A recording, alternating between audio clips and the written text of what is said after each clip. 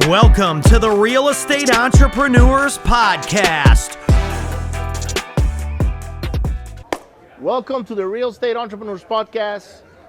Today I have a treat for you guys. This is somebody that's got a lot of experience, done a lot of deals, has taught a lot of people how to do real estate the right way. And someone that I actually look up to, and I've been trying to get this interview for a little while. I chased him around at the family reunion, but he was so busy. And I get it, you know, he's a little bit of a celebrity within our world. And Lou, thank you so much for taking me on this time. Oh man, I'm more than happy to help in any way I can, and thank you very much for that intro. I just, you know, for someone like yourself that's been so successful in real estate, it's just been amazing to watch you grow, and just to see what you've been able to accomplish has been incredible. Thank you so much. So our podcast, Lou, it's a little different, right? So this podcast is not so much about how big we are or how successful you've been or all that, but it's about the journey. Like, how can, you know, where are you from, number one? Where do you come from? And what were your upbringings like? Well, that's a very interesting story because I was born and raised in Charlotte, North Carolina. Okay. And I was transferred with a company I was with at 20 years old to Atlanta, Georgia, and that's where I'm at today. All right. Yeah. And my upbringing is quite an interesting story in that my mother was an immigrant to this country. Okay. She came over on the Queen Mary. Wow. As a war bride from World War II. And she had met her American trooper husband. And back then, the United States government brought all the war brides over on the Queen Mary. And then they were resettled here in the country. So she went through 5 years of becoming a naturalized United States citizen. But unfortunately, she had met the wrong guy, and she got here and found out he was an alcoholic and an abuser. So she got rid of him, and now she's here alone. And then she met my father, her second mistake. Okay. So it just ended up being the two of us. Wow. So no brothers, no sisters, no cousins, no uncles, no aunts, no grandparents. Wow. We had no money to be able to travel back to Scotland, where she was from. Okay. So literally, it was just the two of us here in this country, and we kind of raised each other. Wow. So there was no money. There was no money. So you grew up in poverty, pretty much. Very much so. In fact, our dining table was a Samsonite card table. Wow. And we bought the card table with S&H green stamps. So back in the day, they gave you stamps and you put them in books. Right. And you went to the redemption center and you got stuff. Wow. And that's how I was raised. I was raised by hiding out from the rent man, and you know, we didn't have anything really. So that's how you learn about evictions. That's when I Back learned. then, you were being evicted. I learned about the bang at the door, Yeah. and my mother said, "Shh, don't answer the door." Right. And I said, "Why don't answer the door?" And she said, "Because it's the rent man." And I said, "So?" And she says, "Because I don't have the money. But I'm going to have the money on Friday. I'm going to take it to him Friday." But you know, that's what it's really like for someone who has no money, who's Right. boxed into the corner. They don't even want to face anybody. They don't want to hear the story. They just want to say, "Look, I'll have the money when I have the money." I've been there before, by the way, personally. After I was rich, so which is crazy. Not being able to pay rent per se, but I wasn't able to pay my mortgage, which is about the same thing. You Yes, know? it is. Although the bank is not coming to knock on my door, they just send letters saying, "Hey, we're gonna foreclose on your property, you know, X amount of days," or so it's an interesting feeling. And you're right, 'cause I had no money, so what I did is I blocked it. Yeah. What can I do? I mean, Right. if I can't get any income coming in, and for some reason, you know, all I can do is work, continue to work on myself, and pray to God that I hit a breakthrough and things happen, and now I'm stable again. But you mentioned that, and you did it. You went through it when you were a little child. Um, when did things start to get better? Well, it's an interesting thing because my mother had friends, and I met this one particular friend. It's always such an incredible impact on my entire life that I didn't know at the time. And so she was about 4 foot tall and 4 foot wide, and she spoke like this. So when he spoke like this, you had to listen. Yeah. Because if you didn't listen, you didn't understand what she was saying. Right. And so I called her Aunt Mabel, but of course she was no relation. And she told me an amazing thing. And here we are hiding out from the rent man. And one day we went to visit her, and she says, "We bought the duplex that we live in." And she said, "The people on the other side are paying enough money in rent to cover the mortgage from the bank." So that meant she was living for free. Now, 8 years old, you can imagine, I'm hearing Wow. somebody telling me they're living for free, and my life is we're hiding out from the rent man. Yeah. And so I said, I got to pay attention to her. And so then the next year we went to visit, and she said, "We bought the duplex next door. And the people on one side are paying enough to cover the mortgage, and the other money was theirs." And then they bought another one, and another one, and another one. Get this, on the same street. Wow. On the same street. And this So is talk this about is, target marketing, right? This is where it's North Carolina or This was in Charlotte. Charlotte, Yes. okay. Charlotte, North Carolina, and they lived so far away. We didn't go there that often, but when we went, it was always hearing another story about they bought another duplex. So that was your introduction to real estate. It is, and it was her who says to me at 18 years old, "You need to buy a house," and I'm going, "Aunt Mabel, you go to the bank and qualify for loans. I can't qualify my way out of a paper bag. Right. I don't have a career. I don't have a background. I don't have money. I can't do what you did." She said, "You have saved some money from your paper route and the other jobs you've had," and that was true. And she said, "You probably have enough somehow or another to get a down payment together. I want you to meet my friend Realtor Sue."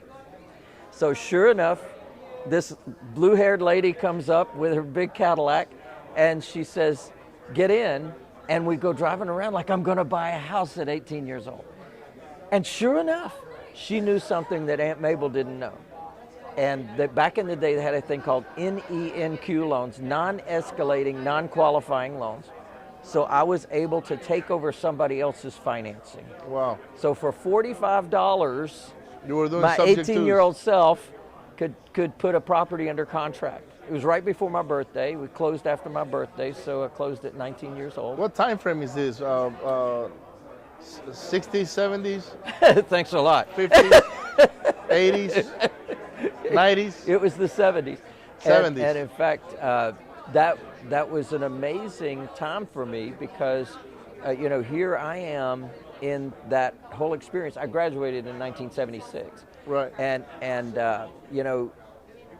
I won a scholarship to go to college, and I went for 1 year to the community college, and I couldn't figure out why I was there. So I actually never went back. Just said, I gotta get my ball rolling. I can't wait. You bought your first property, what, 77, somewhere around that 76. time? 76. 1976, yeah. Wow. And that was a subject to what you did back. It was back in the day. It wasn't called subject to Yeah, it was because you called- could actually do it. It was all above board. Right. You could actually come in, and for $45, HUD allowed you to take over an existing HUD loan for $45. Crazy. And then they took it away from us in 1982 with the Garn-St. Germain Federal Depository Institutions Act. They said, nope, we're going to allow the banks now to put the due upon sale clause in the mortgage. And I said, oh man, that's a deal killer. And then I found out, I said, I just got to read this law. I got to find out what's in there. And we know that with laws, there's always exceptions. That's when I found out that when someone places their property in trust for estate planning purposes, essentially the lender is prohibited from calling the loan due. So I said, I got to learn about trusts. Trusts. I don't know about trusts. I don't know anything about trust. And I became an expert on trusts way back then, and I teach all of my students to put all of their properties in trust, and it gives them an opportunity to be able to buy properties by taking over existing financing. You know what, and I'm glad you brought that subject up. I wish I would have known about a trust a few years ago, okay? I put all my properties on trust now. Wow. But a few years ago, I Yes. didn't. I was putting them on LLCs. And sometimes one LLC will have multiple, properties because that's what the That's what they attorneys teach, said, right? And, long story short, if you get sued on one, guess what? All the other ones are liable as well because they're under the same umbrella and entity, right? So nothing weird happened, but I was like, man, all my eggs are vulnerable, basically. If, let's say I got an LLC with 5 properties and something happens on one property, the other properties are going to be able to, they're going to get hit as well. But if they're on particular trust, then they're not, so. Ricardo, you're 100% correct. All your eggs are in one basket. Why would they bother suing you? They're going to sue the basket. Exactly. They're going to sue where all the equity is. Yeah. So that's where I've been teaching people for years, put each property in its own trust. Yep. And when you've got the right tools to do that, it's quite easy. You press print, you got another trust. You press print, you got another trust. You don't have to open up a new LLC. You don't have to do taxes for each LLC. CPAs love LLCs. Yes, they do. Because they're collecting money from each one of them. And attorneys do too. And attorneys do too, right? But trust, you just print them out, notarize it, you're good. File it with the county, and you're good to go. And you don't even have to create a separate bank account for each one. No. You can have one property management account and manage all of the assets in that one account. Man, that's such a great nugget right there. Let me tell you, and so no annual dues, no annual fees, no annual tax returns, and it just flows through to the beneficiary, and the beneficiary files a tax return, and it's just such magic that you can understand why CPAs and attorneys don't love it, because they can't make money with it like they can with the normal thing that they teach. 100%. I remember sometime in 2015, 16, we had all these LLCs. Man, it was a nightmare. Just for tax purpose. I mean, taxes on each one was a couple of grand each. That's right. And they didn't make that much money. And so I was like in the red because now I'm paying, my cash flow is going to my CPA. So my operating expenses are beyond my Look, profits. And one thing as simple as QuickBooks. So I had to have a QuickBooks for each one of them because they're different entities. Yeah, exactly. With different EINs. QuickBooks was costing me about $2,000 a month. Wow. Yes. Oh my gosh. Because of all the different, it's like vampires. They're just sucking. And it was like $45 here, $45 there, $45. But when you're looking at it, you're like, wait a minute. What happened? I'm working for QuickBooks. QuickBooks is not working for me, So, anyhow. You're so right. So, You were so right. So back then you start buying these properties, right? Now, at 18, when you graduated at 18, right? Yeah. 17. Yeah. 17. So did you say, okay, I'm going to be a real estate investor now, or No, how was I that? went to college for a year. Okay. And then during that time is when I bought my first property. And then I went on to join a company. And rather than spend the 4 years going through college and then join a company, I actually joined a company then. And I realized that it was such a good thing. Then they transferred me from Charlotte to Atlanta. So when they transferred me, what I did is sell that house because they bribed me. They said, we're going to pay your closing costs, we're going to pay your moving costs, we're going to pay everything. You sell that house in Charlotte, we'll pay your closing costs. You buy a house in Atlanta, we'll pay your closing costs. So I said, okay. So I sold the house. I made 37% profit. Wow. And owned it just almost less than 2 years. Wow. And I said, man, there's something to this real estate game. Of course, I already knew. And so then when I got to Atlanta, I bought a house, taking over the existing financing. And I was able to buy then a year later a duplex by taking over the existing financing and getting the seller to carry back financing. And so that's really where my foundation was, is I learned I don't have to go to the bank, I don't have to qualify for loans. So now fast forward over 40 years now, Wow. I've never been to the bank, I've never qualified for a loan on a single family or small multifamily property. And I discovered that when I use the right tools, when I use the right words, then I can convince sellers that it's a great thing for them, and in fact it is. I can actually pay the seller more for their property because of the fact that I don't have to go to the bank and qualify for a loan. And they love it, I love it. I'm able to serve them and give them additional income on a monthly basis or an annual basis. Sometimes we do annual, and they love it. But you have to position it correctly. Now, have you ever? So, okay, let's go back, and I'll go back to the question I'm going to ask you, which is, have you ever gone to a bank and gotten a loan? Right? Never been to the bank, never qualified for a loan. Never refied a property or anything like that because you were going to cash it out or whatnot, or never. No, never. Crazy. Never, not once. So, how about? So you had a corporate job. What did you do there? So I was a salesman. I actually went and I had parts of 4 states, and I went around and I serviced my accounts and I grew new accounts, and I learned to do sales that way. And it worked out fantastic. It was a sewing notions company of all things, and so I serviced various things. I serviced chain stores, I serviced individual entrepreneurs, and just intermediate wholesalers and things like that. So I got some distinction on sales and on competing, so I was competing against all the other salespeople and winning awards and bonuses and things like that. It was quite good for me. I got company car, all expenses. I'm very young at the time, 20 years old. Here I am out there in the world doing that, and it was good for me. It was very good. Wow. But I also learned about taxes at that time, because back in the day, you were penalized as a single person.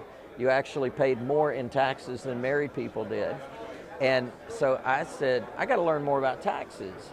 And then, of course, relating back to real estate, that was the day when Ronald Reagan came into office, and all of a sudden, here we go with a whole different game, where they allowed you to depreciate property over 15 years. So that big depreciation I was able to use to offset my ordinary income and put me in a position to zero out my taxes. Sometime in 2012, 13, I used to be a corporate guy. So I had a job in the oil and gas business. I started on the field, so I will go to the rigs. I worked offshore for many years, made a great living. Wow. Loved what I did, because that job was it was for weak people couldn't do it. Number one, it was a big man's job, basically. Right. And I took pride on that, right? But sometime in 2013, I have moved up the ladder. So I was in the corporate game now. I was like the head of a product line, and way up on a multi-billion-dollar company where I was running more than 500 employees and all that. So Whoa. yeah, I have 500 employees. Holy cow. My P&L was $120 million a year. I took it from 60 to 120 in amazing. 2 years. It was like, that job was what made me think big. Like, started dealing with big stuff. Yeah. Like, I remember awarding a contract for $40 million to a vendor. Here it is, 40 and you million. said, what about me? Well, I was making good money, but I certainly wasn't making millions. What the vendor was making. Yeah. I was offered a bribe to award that contract to somebody else for millions. Never took it. Yeah. Because I said, if I do this, they'll own me for the rest of my life. So That's true. Integrity was, is very high on me. I learned that from my dad, from my father. That's great. And I know you value that a lot. We had a conversation about that a little while back ago from a certain character that did not operate from integrity. But anyhow. Amen. I don't even know where the hell I was going with this, but in that corporate job, I learned so much. Yes. Okay. and I was doing real estate. And one day, I started real estate on the side, Like I need something to put my money to work, or like I've always been very impatient. I gotta have 3 or 4 fires going around. So I had my job, then I had my real estate, like buying my rentals and stuff like that, and then I had a little MLM thing going. So I was like juggling all these 3 balls, right? Yeah. But one day we're at the coffee area in the building, and it's tax time, and 2 of my friends, they start complaining about filing their taxes. And I'm sipping coffee, and I'm like, why are you guys complaining about taxes, guys? That's a good problem to have. That means you guys are making good money.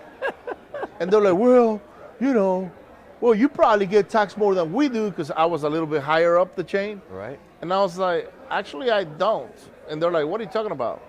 I said, dude, I almost pay no taxes. And they're like, bullshit. I got to see that. And I was like, I'm telling you, I almost pay no taxes. Yeah.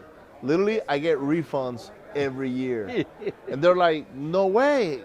How? I used to make at the time 250 grand a year base, plus commissions and all these other things, right?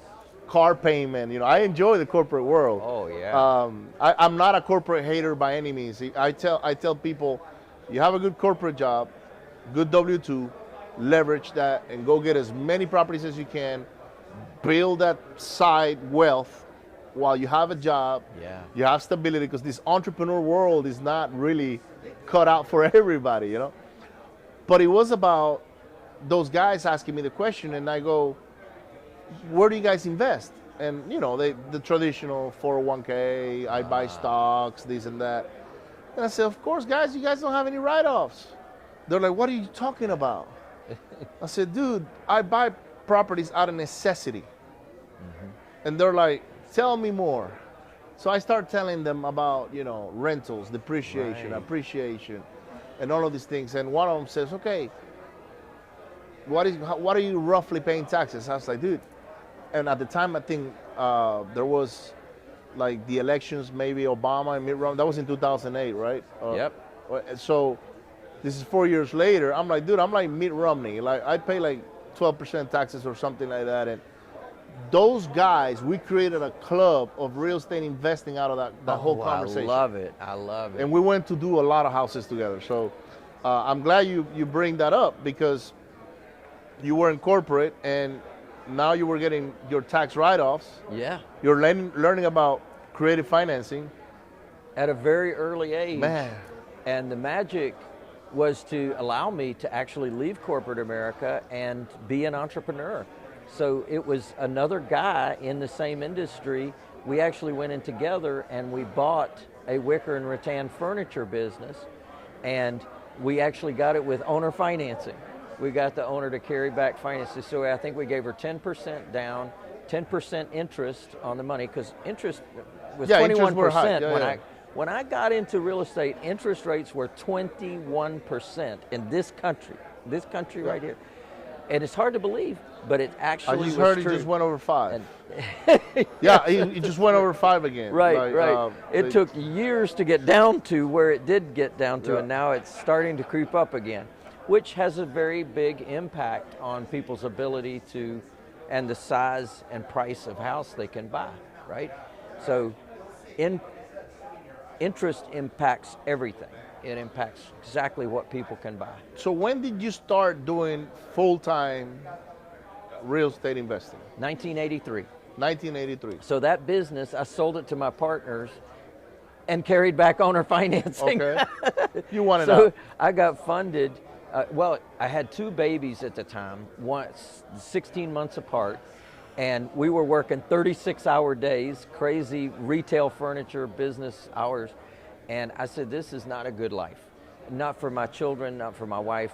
I said, let's do something different. So I sold to them. I carried back financing from them, and that gave me the income to be able to go pursue real estate. Wow. So I started studying and learning and doing.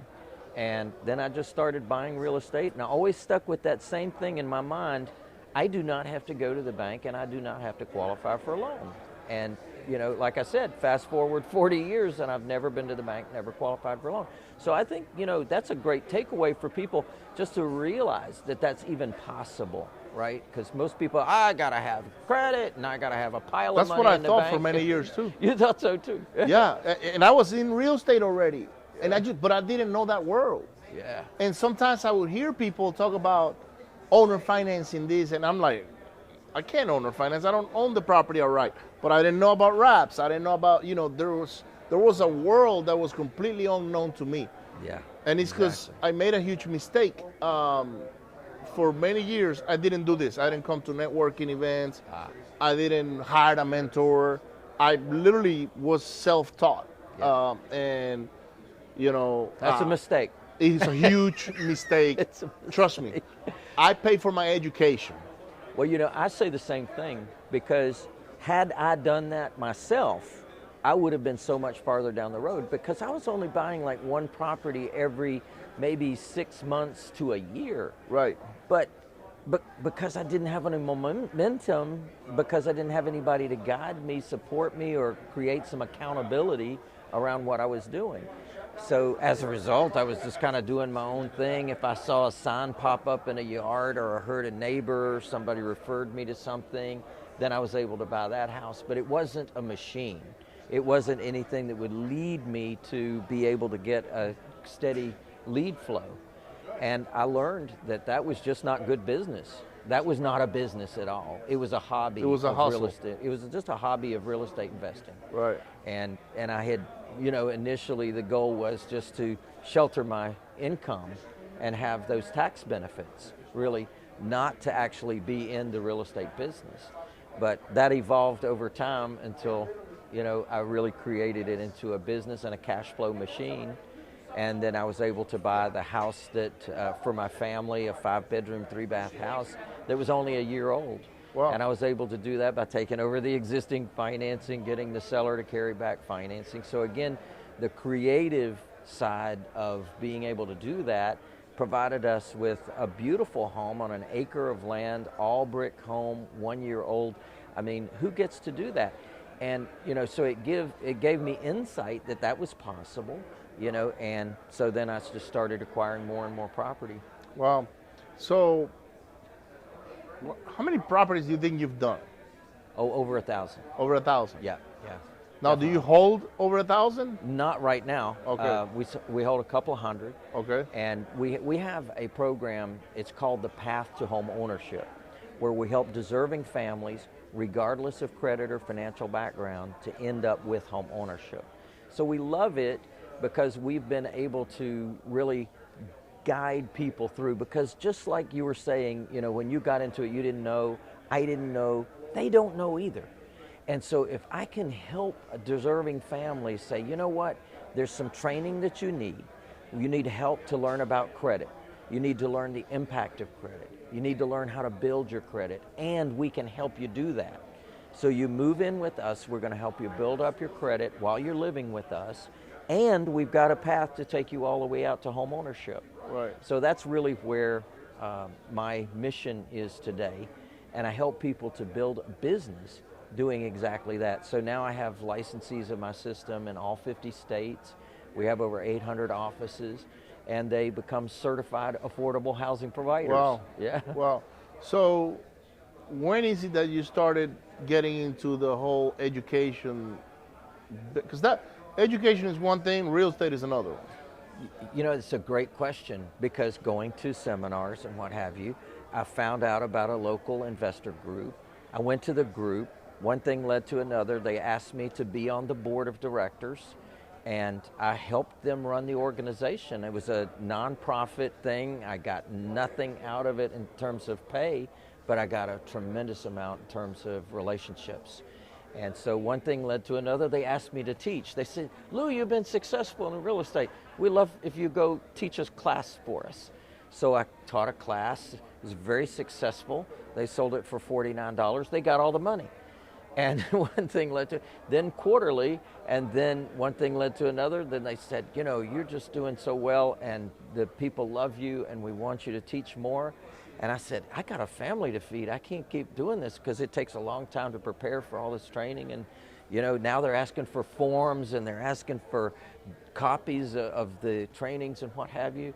They said, that's okay. You can have part of the proceeds. So one thing led to another, and I started teaching a monthly course.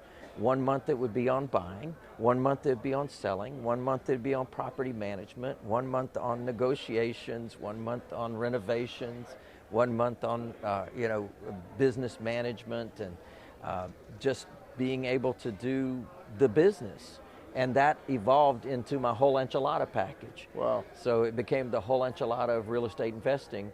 But I didn't go into it with a marketing angle. I went into it from a technology side, in terms of just being a technician and doing the business, learning what worked and what didn't work, and perfecting forms, formats, formulas, step-by-step processes for my own business. And then I shared it with other people. In your opinion, what do you think is, and everybody's situation is different, but what do you think is the sweet spot for somebody to have a certain amount of rental properties?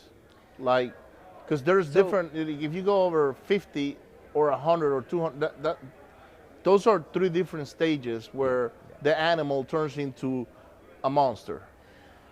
You're right. And really, I have found that about 25 is where people are really at a stage where they need help, because something's always going on. And it was through the evolution of discovery that I realized that being a landlord really sucked. So I do not like rentals as a landlord, but I do like the path to home ownership, because I'm attracting a different client. I'm attracting a different mindset. Somebody takes care of the property different. That's right. And I can give that person the opportunity to do some or all of the repairs in exchange for credit towards their down payment on our path to home ownership. So we are able to attract a different mindset of people. And I enjoy that a lot more, because I really evolved into not enjoying landlording at all. I don't like it. I am a landlord by necessity and by circumstance. I will put it to you that way. Like, I don't plan to go get a rental. Like, no, that's not me. That's right. I'm like, okay, that one turned into rental because I can't sell it. Or, you know what, I put it on a trust. It's a hell of a deal. I'm just going to keep it because I know whatever. But I ask you this question because I know you've done a lot of properties. Yes. And I made a mistake early on my career as a real estate investor when I was doing it on the side, which is I bought off somebody else's dream. And I remember I was in a room where I'm not gonna mention his name because he's a great friend and somebody that is a very well respected real estate investor. But this guy was selling loans. So what he wanted to was get people to get on loans so he could make more loans. But the way he was selling the loans was on selling his vision on becoming a landlord with 100 properties, 150 properties and whatnot, right? And I remember at the time, I said, oh man, if he has 100 properties, I can go bid him too, and I can probably get, I don't know, 120 and a $400 cash flow. At the time, the cash flow average was maybe $250 a door. Right. This is 2009, 10, something like that. We're coming out of the whole bubble thing. By the pool, get a hamburger. Okay. We'll see you there. What's that? We'll see you there. Okay. All right. So, so we got this. I got this guy's vision, right, and I'm buying into his vision. And I started chasing that, and I got there. And when I got there, I hated it. I said, what did I do to myself? I didn't like evicting people. That was not me. That's right. Especially an older lady that that lost a job or I'm like, what? Why did I get myself into this trap?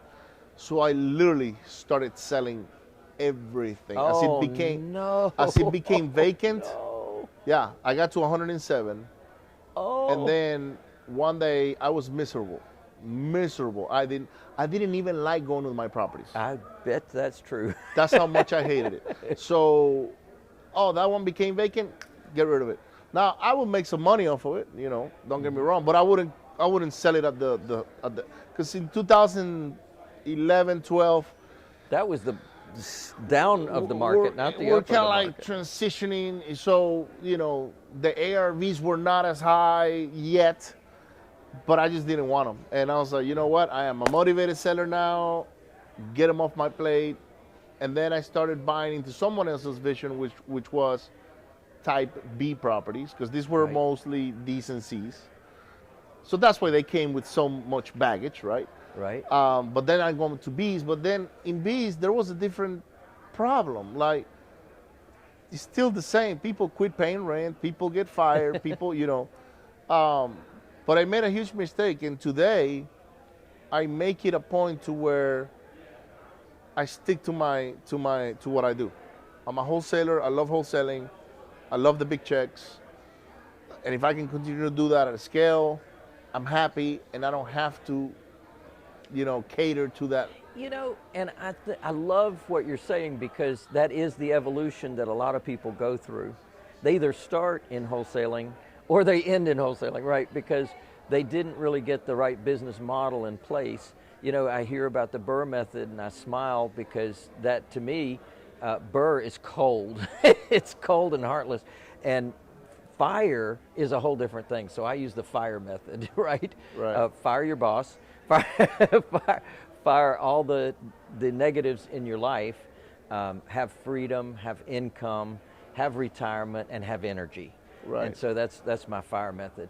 But in our world, we're helping people, and they're a participant in it. So they're playing a different game. But in the meantime, based on what we've already talked about, the tax benefits are still there. The ability to maximize your return. I'm not selling at a wholesale price. I buy from wholesalers. Right, absolutely. I love wholesalers. Bring me all you got. all the deals, yeah. Because I've already got customers for those. Yep. And my customers have huge down payments.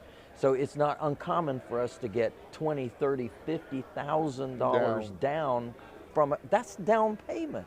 So that's a lot more than a wholesale fee in most cases, right? Wholesalers aren't making that kind of Right markup. now, average assignment nationwide is 15,000. Right, and that's a good day when that happens, right? Well, And- I don't know. It depends on the market. Like, Yeah. I personally stay away from a few markets. Like, I don't market in Alabama or Mississippi, poor states, so they have thinner Lower margins, margins, right? right. Now, I got friends that are killing it there, and I'm like, what are you doing that I don't know about, right? Let me pick your brains real quick. West Virginia, I don't, but it's because more is as an attorney state that the attorneys move at the pace of a snail. So I stay away from there. Aha. But where you are, Atlanta, I love that place. I love Yeah. Paulding County, Dallas, all these, like Dallas, Yeah. Georgia, all these little towns on the west side. I do I have too. made a fortune there. I have too, and I'll buy all you got. Yeah, yeah. Because, So it's just that making that distinction of, do you want the benefits of the long-term hold? And because when you're holding, of course, you're getting the tax benefits. When you're flipping, you're not getting the tax benefits. yeah, if I can, so I'm in the lead generation business. So we lead generate, goes through my team. They qualify the lead. They say, okay, this guy is a cash sale, or this guy is a creative finance deal. Creative finance deals, I look at them real close, because those are the ones that I'm willing to take on. Yes, sir. I'm like, okay, they just put together this property on terms, and I'm gonna keep that one, and then I'll figure out what I do with it. So I use these properties, and maybe it's the wrong approach because of the energy I'm putting towards it, but I'm using these properties as like the rainy day fund. Because those properties were the ones that bailed me out when I was in a bind. Exactly. It's dependable, predictable monthly income. Yeah. That's what I preach. That's Yeah. what I preach. That's what I teach. Because if you have that going for you, then if you get COVID, if you get whatever, you get some disease, whatever, you're in the hospital for however long, your family is still fed. You're still having that income going on. So I'm a big believer in cash now, cash flow, and cash forever. Yeah, you gotta have them all. Yeah. You gotta have them all, and you got to learn from the right person and the right mentors that have the right systems. Yeah. Because there's a lot of people out there that are teaching this. They don't have any systems. They say they have a system. They say but they have a don't system. Like if I would be teaching landlording, you guys are in trouble. Because trust me. Now at a point, because I was doing so many rehabs, I did have team members that could go and fix these properties and no big deal. But that's not the case today. Right. Because I'm not flipping a coin. I'm just flipping paper. But going back to you, how many students do you think you've had in your career? Thousands. Thousands. And I've loved it because, like we just had an event last month and guy came, he said, Lou, I went to your training 20 years ago. He says, I have done 57 deals since then. He says, I've made so much money. He said, I've made millions off of what you taught me back then. And now I come back and you've got all these new things that I missed over the years because I didn't keep coming. And I just love that because I have been teaching and training for so long that I've got students that have benefited from it for years. So I love the fact that they come back. I love to teach. That is my gift. I really thank God on a daily basis for what He's brought to me. It has been an amazing ride. It's been an incredible ride. Wow. And it's been something that's been fun and just really fantastic to enjoy. Man, that's awesome. Just put it on the desk over there. Thank you. Yeah. Oh. So what is Thank you. What is next for you? Really it's building this brand, certified affordable housing provider, because I'm now into... But you have 800 stores, right? Yes. They're That not my branch is stores. built. They're all entrepreneurs that I've taught how to build their own businesses. Right. I'd rather do that than for them to be my stores, Right. So I teach them how to build a store.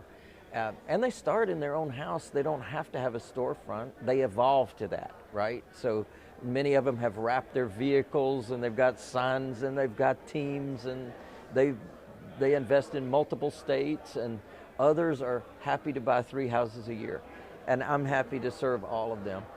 And, because the thing is, for someone, they have to start with some number that they're trying to achieve. So whatever that number is, I like to help them get there.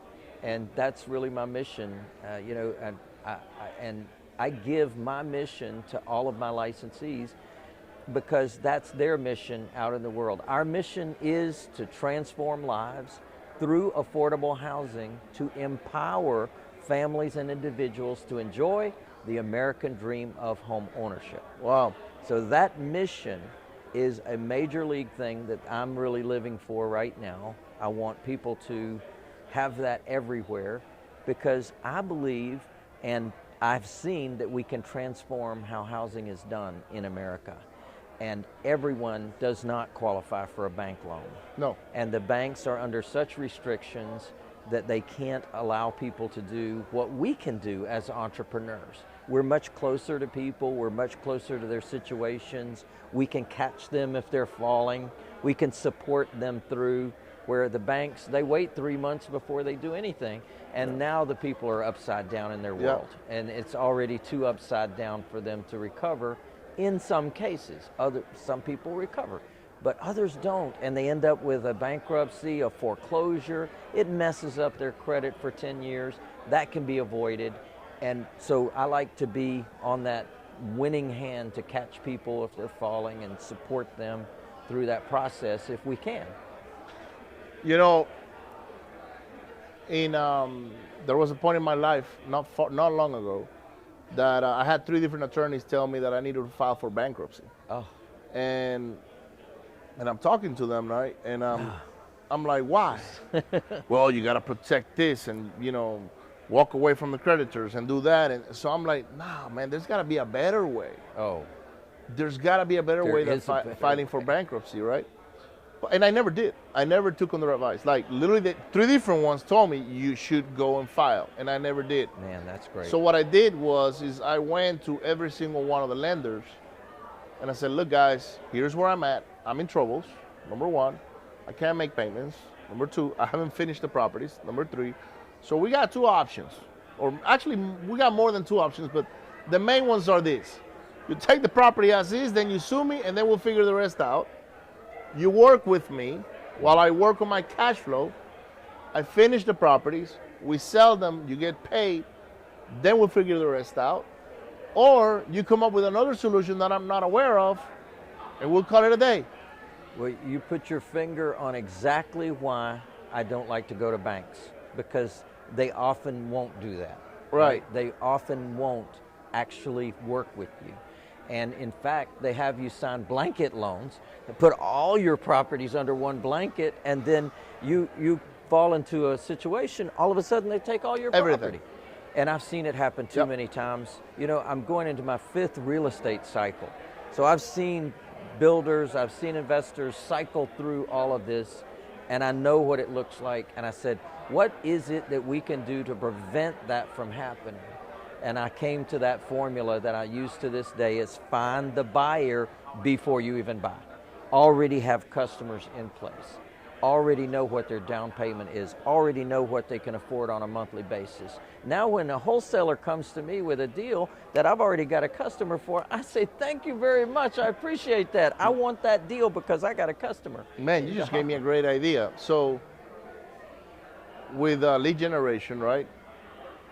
On your case, when you find the buyer, you guys are probably posting bandit signs and doing I a lot got a of whole program on this called the House Monster. right. This is what we a do. lot of marketing to attract these buyers, right? Yes. But what if you could get the data on all the people that are renting a house, and you can text them on their cell phone I love it. and get them qualified on your program? Let's do that. I can do that. I love that. I just gave me that idea. I was like, okay, oh, you need renters? Come on. That's when we say, yeah, baby. Yeah, baby. So, because I've got licensees everywhere. wow, that's and they great. need that. Yeah, They we need need the to ability we need do to talk about that much and- further and out. I've already provided them with websites to capture that information from the people. So we actually drive them to the website already, and they already fill out the questionnaire that's asking him these questions. This is a simple marketing campaign. So imagine that you're in Atlanta, Georgia, right? And you identify all the apartment complexes. You get the people that are living there, and you're texting these people and say, look, are you renting today? Yes, I am. How would you like to have home ownership? And many of them won't, right? Yes. Many But you know what? Most of them do. Trulia did a survey, and they found that 78% of apartment dwellers have home ownership in their horizon sometime in their future. They found out that a lot of people in apartments have money they're saving up for the day, whenever that is, that they buy a house. They found out that people are trying to build their credit because they had some crash and burn happen in their life, and they think they don't have Look, good that enough happened credit. to me. So check it out. I live in $1 million home, and I don't have $50 to my name. And guess what I have? I have a mortgage. Right. And I'm That you falling. gotta pay. And I wasn't paying because I didn't have money. So I'm a real estate investor. So I'm like, how do I solve this challenge? Well, I gotta owner finance my house out. That'll take the payment away. It gives me a little bit of cash flow, and it gives me down payment. So guess what I did? I owner financed my house to another guy that had good credit, good money, and all that, right? And I moved into an apartment. Now you had cash flow off of the house you used to live in. Yeah, and I got a bunch of money up front because this is $1 million home, and so down payment is big, right? Yes. So, and the guy had good money to get. He couldn't buy because this is crazy. He had 700 and some credit score, but he had to file for bankruptcy over some medical bills that his mom had incurred. His mother, not him, his mother. Gosh. But he had to put his name on it when his mom was, in the hospital. So that was the whole thing, man. And luckily, he's refinancing me out pretty soon. So anyhow. But you know what you just said that everybody's takeaway really should be? Equity saved your life. Oh, yeah. Equity. 100%. Equity. And that's one of the things I teach is to build equity. Equity is, at the end of the day, everything, because you're earning income off that equity. Yep. And that equity can continue to grow. and expand. And the other thing is you're getting dependable, predictable monthly income off that equity. So then I move into the apartment, right? And which I love, by the way. It's a great apartment. But now we're getting ready to move again to home ownership. So my wife goes, because she's a big believer in owning, having her name behind that deed. And I'm like, I don't, because to me, I deal with, to me, properties are like Commodity. Like it's a commodity. So I deal them, right? So, but anyhow, I gotta fulfill that for her so she can be, Happy. And secure. And secure. So Women. The women, nest is the most important thing. The kids, the marriage. 100%. So she comes to me and she goes, because we're moving now from Texas somewhere else, and she's like, when are we gonna buy a house? And I was like, I don't know, when we move. And she's like, but why are you taking it so lightly? I was like, look, whenever we're getting ready to make the move, I will buy a house. I can do a lease option. I can do so many. Of course, she doesn't understand 100% what I do. I mean, she's involved in the business, but she doesn't know the mechanics behind it and all the technicality behind a lease option and I'm already looking for the next property. Like I'm looking at pricing, where I'm gonna go, and it's gonna be a creative way. It's not gonna be. I'm not gonna go to a bank and get a loan. Exactly. It'll be either a lease option with option to buy, or something like that, or subject to. Let me teach you about $10 houses. Teach $10 me. houses is my favorite thing. So especially if it's going to be your house, there's a lot of bad paper out there, as you've learned. And so we actually shop for bad paper. We actually look in neighborhoods and find the vacant properties and find the bad paper on those vacant properties. And then we go to the owners and get the deed from them. That's why I call it $10 houses. And then at some point in the time in the future, going to have to duke it out with the bank, but they have bad paper. So we use that fact against them, and it can delay the process for a very long period of time until it ends up being a settlement. In some cases, it ends up being a foreclosure. In other cases, it ends up being a settlement, and we're able to actually settle with the bank at way below what's owed on the property. I will go to Atlanta pretty soon, and you're going to explain to me that process. For someone with your background and experience, man, it's gonna blow your mind. It will blow. It already blows my mind because I half-ass understand it, but I'm like, okay, I want my house in South Beach. Well, how do we do that? All right, this is what you look for. This is what to point, and maybe Lula and I create a course of this in Spanish about that. That's a beautiful thing. Yeah.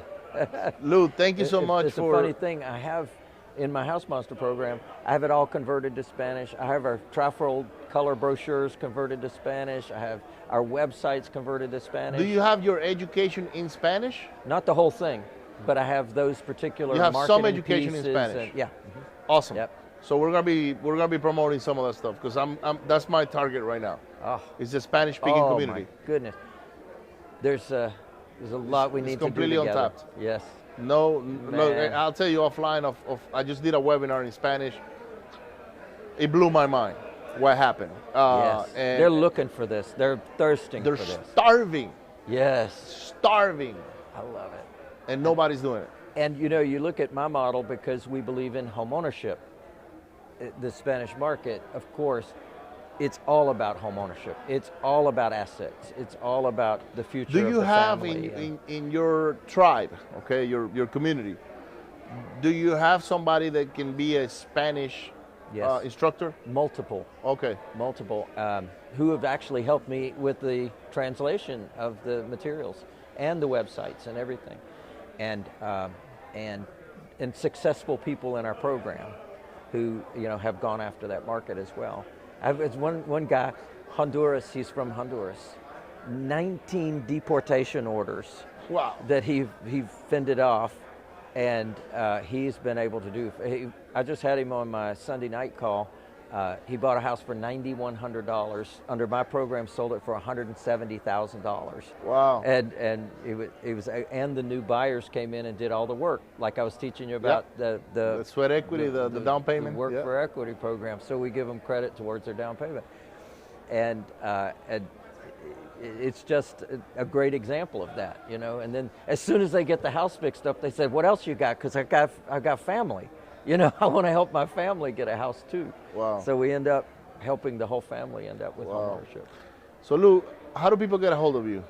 So I'm at streetsmartinvestor.com, streetsmartinvestor.com, and also we have we're on Facebook. I'm on YouTube. The Creative Deal Maker Challenge. So I'm doing, in fact, next week I'm doing a Creative Deal Maker Challenge for 5 days, and people can definitely find me on Facebook for that. And we're all over the place. I've got a book called Buy, Hold, Sell. It's an Amazon bestseller. People can get the $5 off coupon. They can go to streetsmartinvestor.com/buy, hold, sell, or BHS book, I think it is. And I've got some other books on Amazon. Doing Good While Doing Well. I'm a big believer in doing good while doing well. Yeah. And I have licensees all over America that have written chapters in that book. So they're talking about their business in their local market. And then I've got another one called Path to Homeownership. And that helps people to understand how to end up buying property for themselves. Right. You know, so this is really helping our buyers, our end buyers, to be able to buy homes. So I teach people how to build a business doing that in their local market, or help them get their own house. Yes. Whether it's a $10 house or whether it's a... I'm going to go get me a $10 mansion. How about that? And we're going to document it. That's it right there, baby. Yep. I will show you how to do it. Yep. Well, Lou, thank you so much for sitting down with me today and doing this interview. And you're amazing. I really do appreciate everything that you're doing out there in the world. You've helped a lot of people, and I thank you for bringing me into your world. I really appreciate it. No, thank you. I appreciate you. Guys, don't forget to hit share, like, and subscribe. Attendgrowth.com is our next event in Houston, Texas, June 24th, 5th, and 6th. I want to see you there. Make sure you get a ticket, VIP, so you can come meet guys like Lou. I don't know if Lou will make it, but maybe we'll extend an invitation to be a special guest. Thank you. We'll see. But I'll see you on the next one. Bye. Yeah, baby.